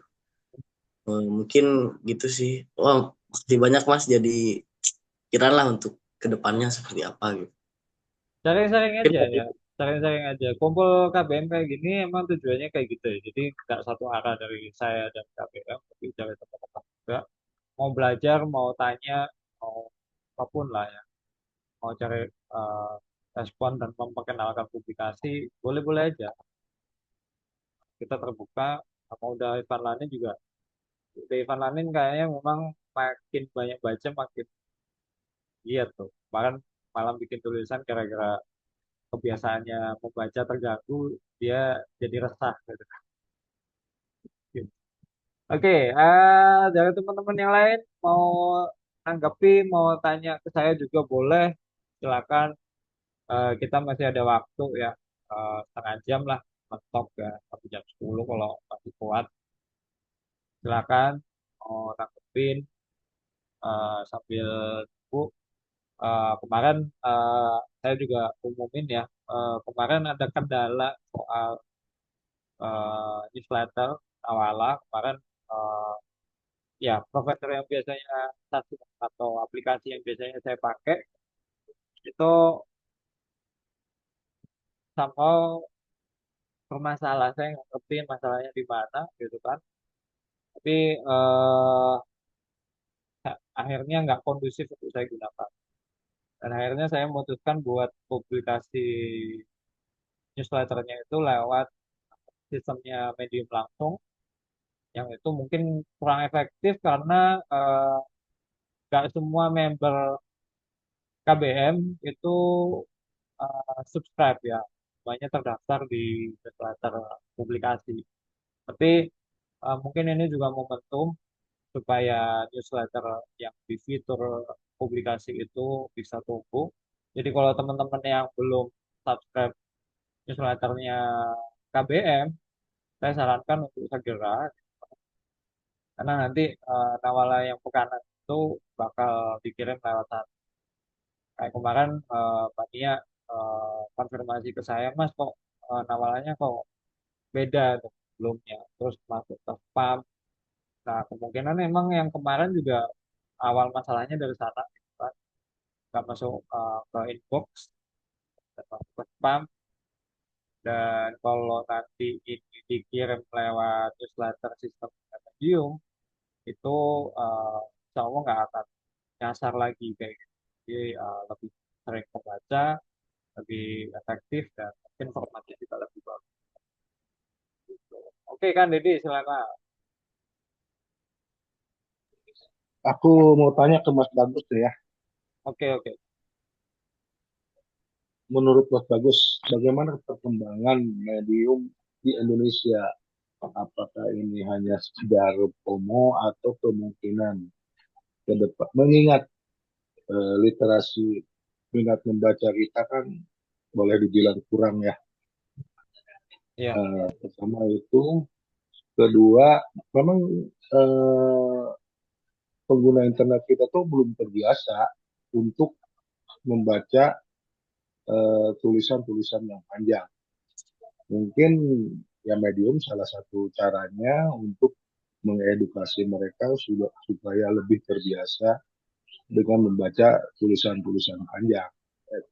Prediksi ke depannya bagaimana medium di Indonesia, terutama KBM ya. Kalau KBM saya lihat progresnya bagus, tapi kalau melihat lagi tingkat minat membaca di kita yang memang rendah itu kan jadi tantangan tersendiri gitu. Iya, Apalagi ditambah dengan media sosial, kita terbiasa dengan apa yang instan lah, misalnya cerita-cerita pendek, informasi hanya intinya saja, itu kan tanpa ada kedalaman. Gimana menurut Mas Bagus? Terima kasih Mas Bagus. oke. Soal ke depan ya, soal ke depan. Soal ke depan memang bahkan mungkin tahun depan itu jadi momentum penting ya, karena eh, tahun depan itu masuk tahun ketiga setelah eh, generatif AI itu eh, pertama kali diadaptasi, diadopsi ya, dipakai oleh masyarakat umum. 3 tahun itu biasanya kalau menurut saya itu jadi titik krusial ya. Biasanya puncak-puncaknya sesuatu ya. Karena biasanya tahun pertama mungkin orang cuman skeptis gitu kan, skeptis. Ah apa sih? Tahun kedua skeptisnya mulai hilang. Mereka orang mulai coba-coba. Nah, tahun ketiga itu biasanya orang-orang dengan tren, ya, termasuk sosial media, itu eh, mulai yakin, mulai yakin. Ini termasuk medium juga. Medium kalau dihitung sebenarnya momentumnya itu anu Kang Dede. Momentumnya itu sudah sejak tahun lalu. Tahun lalu itu udah ada tanda-tanda kalau medium Indonesia itu masuk ke program partner ya di medium. Itu sejak tahun lalu. Itu udah ancang-ancang. Medium udah mengumumkan, cuman belum eh, resmi ya. Resminya tahun ini Agustus. Itu pun udah anu nih, ya kan? Gara-gara diresmikan dan orang Indonesia bisa dapat duit dari medium, itu melonjak sekali sekarang. Nanti masuk 2025, ini makin ramai lagi, makin banyak lagi pembaca yang bakal datang dan penulis dari Indonesia yang mungkin memang motifnya awalnya memang soal mendapatkan uang. Itu nggak masalah gitu. Yang penting adalah bagaimana isinya yang di dalam, yang ada di medium itu tetap punya nilai. Kalau yang saya bilang kan selalu ngomong, eh, kita memang di medium itu yang jadi partner nulis dapat uang, ya kan? Yang jadi partner ya, yang jadi partner. Ketika kita nulis jadi dibayar uang, otomatis kan kita seperti punya amanah. Tulisan ini tuh pantas nggak sih untuk dibayar? Kan gitu ya. Secara logikanya kan seperti itu ya. Ada orang udah ngeluarin duit gitu kan, masa kita kasih tulisan yang kualitasnya jelek. Nah, untuk orang yang beretika dan punya eh, akal sehat, menurut saya, ya otomatis ketika ada pembaca, ya harus kasih nota yang atau yang pantas untuk dibayar. Nah, ini berkaitan lagi sama nanti pembacanya makin banyak gitu kan. Jangan sampai ketika nemu medium mereka malah ngerasa asing gitu. Ini medium platform tulisan apa sih? Kok isinya AI semua misalkan, ya kan? Ini membarengan dengan tahun ketiga AI. Kok isinya AI semua? Kok isinya kok nggak menarik? Ya kan? Nah, akhirnya tugas kita nih yang sudah di dalam untuk memperbanyak jenis tulisan kan dan cerita seperti itu. Jadi kalau prediksi saya memang 2025 nanti bakal makin ramai karena eh, ya di sosmed pun ya ngabarin kalau aku nulis di Medium dapat segini loh gitu kan. Dapat segini loh itu orang menarik. Orang mulai mau masuk gitu kan. Mulai penasaran, "Ah, aku nulis selama ini nggak dibayar gitu kan. Di Medium ternyata bisa." Nah ini memang jadi dua sisi ya, antara mungkin nanti orang sekedar nulis untuk dapat duit atau memang motivasinya adalah untuk mengembangkan diri dengan semakin banyak membaca, semakin banyak nulis gitu. Nah, akhirnya kualitas dirinya semakin bagus. Nah, ini berkaitan juga soal pertanyaan Mbak Dian, gitu kan. Mbak Dian nge-share tulisan di grup KBM dari yang dipublikasi di publikasi lain. Silakan aja Mbak, nggak masalah ya. Jadi di grup KBM teman-teman mau nge-share tulisannya gitu kan, supaya dibaca teman-teman yang ada di grup, oke boleh, nggak masalah. Yang saya nggak bolehin pasti eh, naskah yang diterbitkan di luar platform Medium. Nah itu nggak boleh. Di luar platform Medium bukan berarti harus di Medium juga ya. Jadi di Medium kan ada sistem custom domain ya. Jadi nanti tahun 2025 memang juga ada rencana bagi KBM untuk punya custom domain sendiri, tapi sistem manajemen kontennya itu menggunakan Medium. Jadi domainnya domain asli, domain yang kita kelola sendiri, tapi nanti isinya adalah Medium. Dan ini nanti makin bisa membuat tulisannya teman-teman itu bisa saya pantau dan analisis eh, kira-kira topik yang mana yang paling ramai, mana yang masuk mesin pencari misalkan dan segala macam itu nanti akan muncul semuanya ketika saya kelola domain sendiri. Nah, kayak gitu. Itu tren ke depan, Kang Didi. Ya, semangat lah nulisnya. Ya, oke, mungkin dari teman yang lain, dari teman-teman Mabes juga, Wisnu, Aziz, silakan Ini Mas, juga. aku kan lihat di apa ya pertama kali pada akhirnya apa ya kayak semakin semangat lah untuk pada akhirnya milih di Medium adalah oh ternyata bisa ke engage lewat Google Search gitu. Yep. Mm, Ya waktu itu soalnya aku ngelihat tren dua dua atau tiga tulisan aku yang bahas biografi gitu biografi tokoh komunikasi waktu itu. Terus aku lihat mm, padahal kan itu tuh tulisan biografi ya maksudnya kayak nggak terlalu menarik gitu sebenarnya kan. mm. Tapi kenapa pada akhirnya statsnya tinggi gitu. Terus pas aku coba search di Google dengan misalkan keywordnya adalah si nama tokohnya gitu. Ternyata Hmm, setelah dilihat ya memang eh, masih sedikit gitu tulisan Indo yang bahas gitu. iya benar. Dari situ oh ternyata bisa ke search gitu. Nah mungkin pertanyaannya adalah soal SEO kan kalau Google tuh. Nah di platform Medium itu sendiri gitu untuk memaksimalkan SEO-nya lah kasarnya kayak gitu. Itu seperti apa gitu. Kalau di WordPress juga kan ada apa ya kayak ada hal-hal yang memang perlu diatur gitu untuk akhirnya Hmm, hmm, naikin SEO-nya gitu. Nah, kalau di ya. Medium sendiri itu seperti apa ya gitu. Karena aku belum belum pernah tahu gitu. Aku share screen sedikit deh supaya kelihatan. Kita boleh buka tulisannya dulu. Mana ya?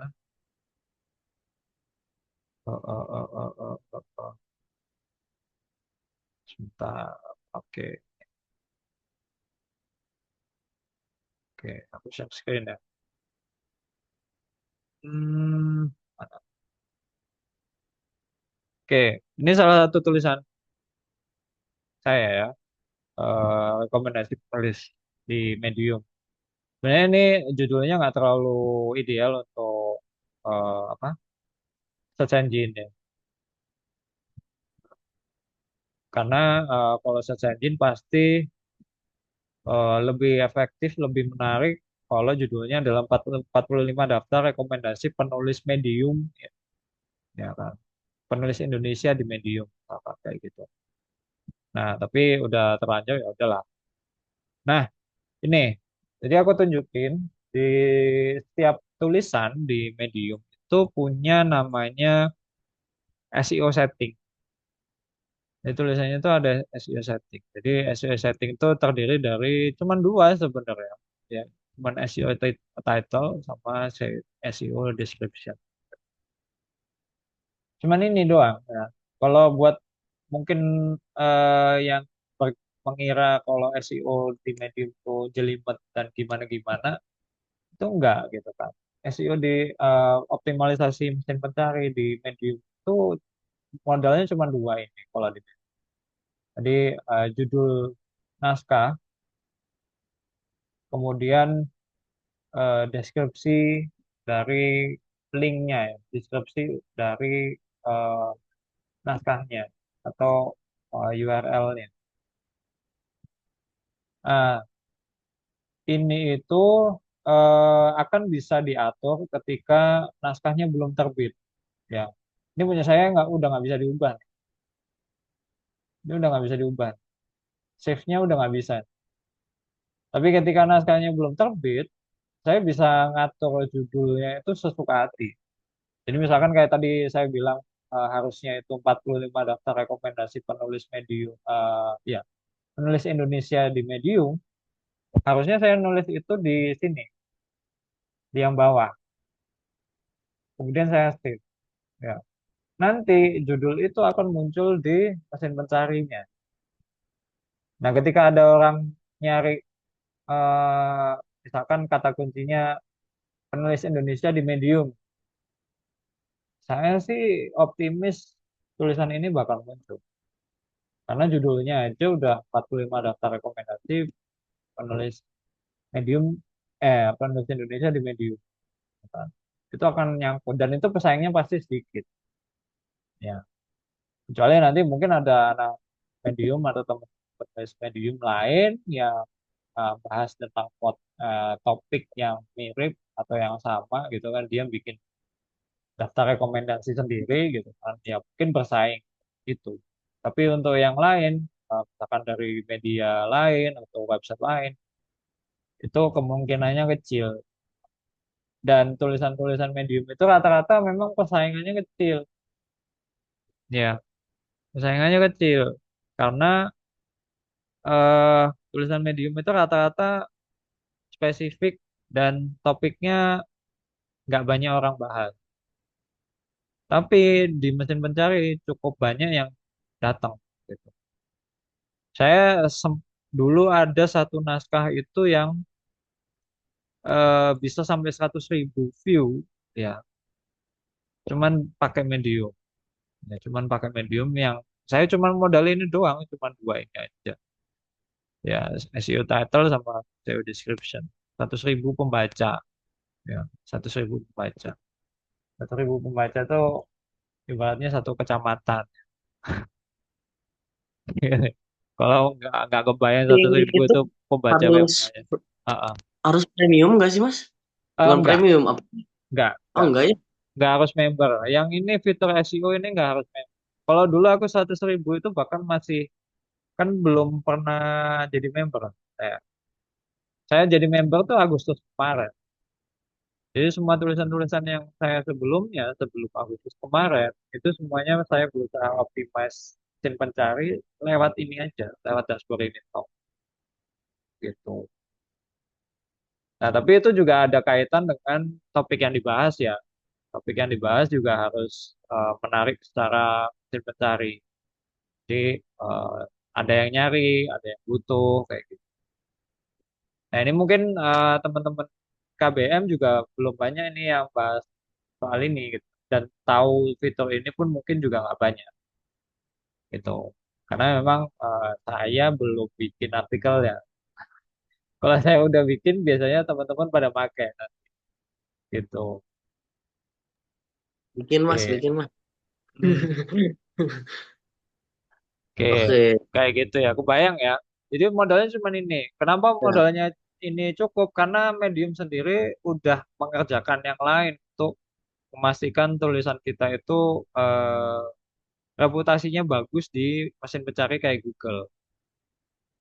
Nah, nasib yang lain, misalkan kayak katakanlah kita boleh ngomong eh, platform lain kayak WordPress, Blogspot, dan mungkin yang lokal kayak Kompasiana, itu di Google nasibnya nggak seberuntung Medium gitu kan. Nasibnya tiga platform itu tuh reputasinya jelek di Google. Akhirnya dengan teknik yang sama mungkin itu nggak dapat hasil yang sama, nggak sebagus di Medium. Nah, akhirnya ini menguntungkan kita sebagai penulis untuk fokus pertama nulis yang bagus, kedua judulnya oke, yang ketiga SEO settingnya ini optimal. Cuman itu toh. Nah, sementara kalau di platform lain harus nge-share kemana kek, harus dibagiin kemana, ke sosmed, ke forum, ke mana, susah gitu kan. Nah kalau di Medium, udah kita modal ini, fokus nulis, dan nanti Medium yang kerjakan sisanya. Apalagi ini tulisannya bahasa Indonesia ya. Tulisan bahasa Indonesia itu kalau di Google Search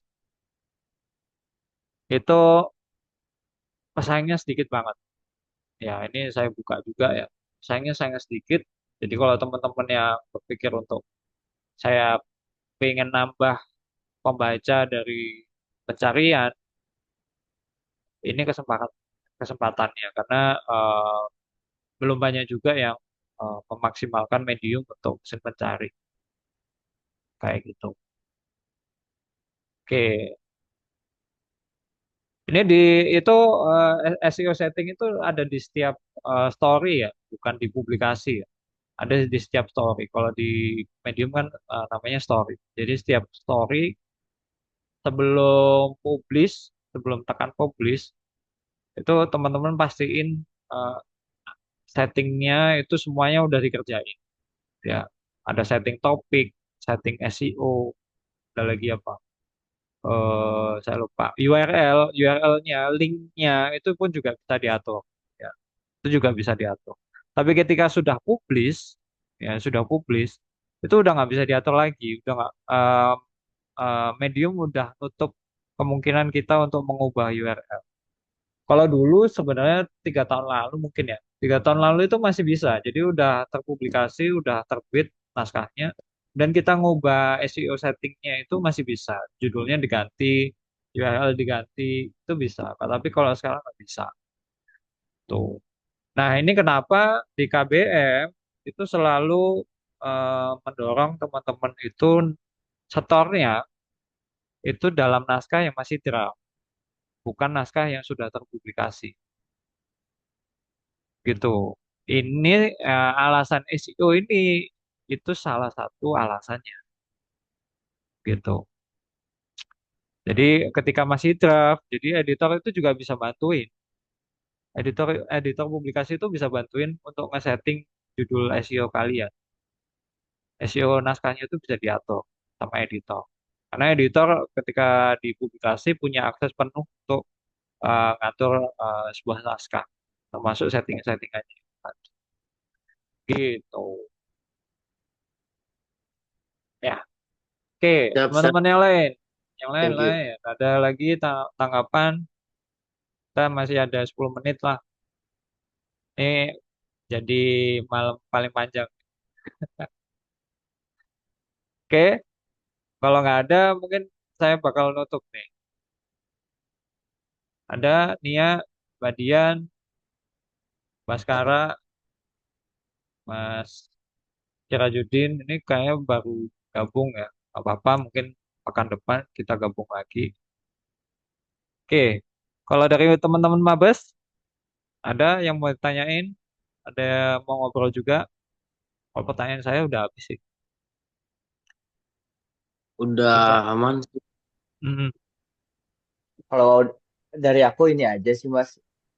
Kebetulan 3 hari kemarin lagi proses nulis buat pilkada. Mau promosi mm. aja sih. Kayaknya mau malam Oke. ini gua Wow, malam mantap. ini mau mau di ininya di Mabes Cup. Wah, Mungkin kalau siap. teman-teman KBPM ada waktu buat baca ya dan feedbacknya boleh banget gitu. Buat Siap, siap. Mantap. Oke, kita pilkada 2 hari lagi, kan Rabu. Oke, jadi pertanyaan dari Mas Sirajudin nih. Mana yang bagus buat publikasi, Mas? Yang dari draft atau sudah terbit di store itu? Oke, aku share soal proses editorial di publikasi ya. Di publikasi itu kan kita terima banyak naskah, ya. Naskah yang sudah dipublikasi, entah itu di publikasi lain atau di akun pribadi. Ya. Nah, kalau di publikasi lain otomatis nggak bisa kita terima karena yaitu sudah terbit di tempat lain. Nah, tapi ketika masih terbit di akun pribadi, itu teman-teman bisa ngirim ya, ke KBM misalkan add to publikasi. Kalau sudah jadi writer, sudah jadi bagian dari writer sebuah publikasi, di add to publikasi itu akan muncul menunya. Teman-teman bisa masukin naskah yang mana yang punya teman-teman itu di storein ke KBM misalkan kayak gitu. Nah, tapi ketika naskahnya itu sudah tayang di akun pribadi, akan banyak fitur yang dan kemampuan yang editor itu nggak bisa atur lagi. Ya, contoh misalkan editor KBM pengen naskah ini terbit eh, dijadwalkan, misalkan 2 hari lagi lah. Naskah ini 2 hari lagi. Mungkin eh, ditunda dulu, gitu kan, misalkan. Nah, itu kalau sudah diterbitkan di akun pribadi, editor publikasi itu nggak bisa jadwalin naskah. Padahal jadwalin naskah itu biasanya kalau editor, kalau di KBM, biasanya diatur sesuai momentum. Ada yang mungkin tulisannya itu untuk momentum-momentum tertentu. Misalkan kayak hari-hari peringatan tertentu, atau mungkin kayak besok nih pilkada gitu kan, setor. Nah, itu editor bisa publikasiin ngatur sebelum momentumnya atau bahkan mungkin setelahnya, tergantung kan. Nah, itu kenapa di KBM juga teman-teman kalau ada tulisan yang mendesak waktu, bisa nih request ke editor, saya atau udah Ivan Lanin, bilang naskahnya kalau bisa diterbitkan lebih awal. Ya, tuh. Nah, itu kalau statusnya draft, ya. Statusnya draft. Kalau sudah terbit, biasanya naskahnya kita tinggal publish aja. Jadi tanggalnya nggak bisa diatur lagi. Dan kekurangannya kalau sudah terpublikasi, yaitu tadi yang saya jelasin, teman-teman kalau lupa ngatur ngatur SEO settingnya, teman-teman udah nggak bisa ngubah lagi. Termasuk editor juga nggak bisa ngubah. Nah, kalau statusnya masih draft, teman-teman tuh jadi enak, fleksibel gitu kan. Misalkan nih ada revisi dari eh, editor, misalkan, ini perlu diperbaiki atau mungkin ini perlu dilengkapi dan segala macam. Terus mungkin SEO setting, teman-teman lupa belum ngatur gitu kan. Ketika naskahnya itu masih nyangkut di publikasi, teman-teman masih bisa ngecek lagi kan naskah tuh. Nah, fitur-fitur yang kayak gitu itu akhirnya jadi lebih oke ketika tetap ke publikasi itu dalam bentuk draft gitu. Nah, oke, Mbak Dian, silakan tanyanya. Oh ya, selamat malam Mas Bagus dan teman-teman Ah, ah. KBM. Maaf nih baru keinget pertanyaannya di detik-detik terakhir. Enggak, Pak. Jadi waktu itu aku sempat lihat penulis di KBM menulis dalam bahasa Indonesia dan dipublish di KBM. Terus ketika aku cek blog dia, ternyata dia menulis artikel yang sama, Hmm, tapi dalam bahasa Inggris tapi sama persis gitu. hmm, Rupanya dia membuat dua versi dari tulisan ini, beda bahasa aja. ya, Nah, ya. tapi aku lupa sih yang bahasa Inggris tuh dia publish di publikasi lain nggak? Aku lupa. Cuman jadi membuat aku terpikir sebenarnya dalam eh, kegiatan kita menulis ini etis nggak sih kalau seperti itu? Misal dalam bahasa Indonesianya dipublish di KBM, nanti bikin tulisan yang sama tapi beda bahasa, terus dia publish di publikasi lain. Kalau seperti itu etis nggak sih sebenarnya, Mas? Makasih. Ini saya membahasnya dan menanggapi dalam konteks ekosistem blogging ya. Kalau dalam konteks ekosistem blogging yang seperti itu sah-sah aja. Ekosistem blogging itu sah-sah aja karena Eh, Pertama, kita itu sebagai penulis, kita punya kontrol penuh atas naskah, ya. Bahkan bahkan setelah naskahnya terbit, ya. Kalau di konteks blogging digital, kita tuh sepenuhnya mengendalikan itu. Jadi sah-sah saja, mau diterjemahkan, mau dipublikasi di banyak tempat, kan. Itu oke-oke aja.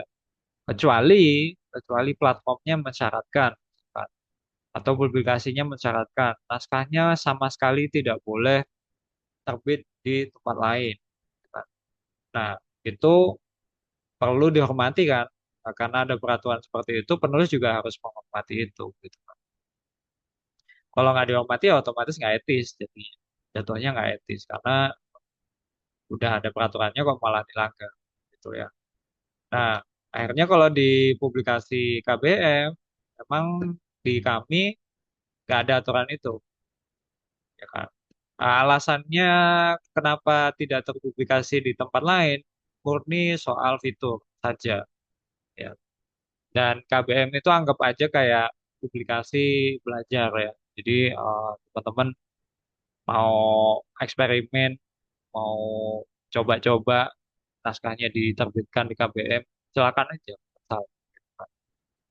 Nah, kalau lebih luas lagi di Medium kan publikasi itu eh, cuman jadi saluran untuk mempublikasi, ya, atau menerbitkan naskah, Pak, ya. Jadi dia bukan kayak media cetak yang naskahnya jadi apa? Sepenuhnya dikendalikan oleh media cetak, gitu kan, atau di buku, gitu kan, atau di majalah, ya itu prosesnya sama. Kata-kata eh, kendali publikasi atau menerbitkan naskahnya itu semuanya ada di eh, penerbitnya, gitu kan. Entah media masanya, entah majalahnya, gitu, atau bukunya, gitu. Nah, sementara penulis ya terima jadi, gitu kan. Mau ditolak, mau diterima, sudah terbit berarti otomatis nggak bisa terbit di tempat lain, gitu. Kecuali sifatnya biasanya diperbolehkan tuh untuk arsip, ya. Kita mau publikasiin lagi naskahnya secara digital, tapi untuk tujuan arsip biasanya oke, boleh, gitu. Nah, kayak gitu ya soal menerbitkan atau masih draft. Oke, kira-kira itu ya. Sama-sama Mbak Dian. Mungkin ini terakhir penutup dari saya, ya. Semoga ada manfaatnya kumpul-kumpul kayak gini. Teman-teman Mabes Talk juga semoga makin semangat, ya, makin semangat. Dan saya sih berharap publikasinya muncul, ya. Ya mungkin sesekali kalau saya boleh, ya, saya setor naskah ke Mabes Talk, gitu kan. Nah, gitu. Ya, kemungkinan seperti itu bisa jadi kalau boleh, kan. Karena saya sendiri juga eh, punya pengalaman jadi jurnalis, gitu kan. Yang mungkin saya boleh cerita, saya kayaknya kesulitan untuk naruh pengalaman cerita jadi jurnalis saya, gitu kan, di tempat yang lain. Ketika ada publikasinya mungkin ya jadi ada tempat untuk itu, gitu. Tuh. Siap. Soal soal nge-manage atau mengatur publikasi, nanti kita bisa sharing bareng-bareng dengan KBM, bahkan mungkin dengan alat-alat yang kami punya, gitu kan, kita bisa berbagi. Udah Ivan Lanin punya sistem manage tulisan, saya punya otomasi dan segala macam. Nah, itu nanti bisa kita sharing bareng, kita belajar bareng, supaya publikasinya juga tumbuh bersama, ya. Itu. Nah, oke, terima kasih untuk malam ini, ya. Teman-teman Mabes Talk juga terima kasih untuk waktunya. Semoga kita tetap aktif, ya, tetap berkarya, terlepas di platform mana aja, ya. Yang jelas eh, menulis itu kalau bisa jadi nafas, nafas hidup. Itu terima kasih buat waktunya. Sampai jumpa di pekan depan. Assalamualaikum warahmatullahi wabarakatuh. Waalaikumsalam. Waalaikumsalam warahmatullahi wabarakatuh. Terima kasih. Terima kasih ya teman-teman ilmunya sharing-sharingnya. Terima Istirahat. kasih juga Mas Bagus udah ngundang. Yuk, makasih sama-sama. Semoga kita ketemu di lain kesempatan lah. Punya Oke, ngobrol lagi. oke. Oke. Senin ingat. Terima kasih.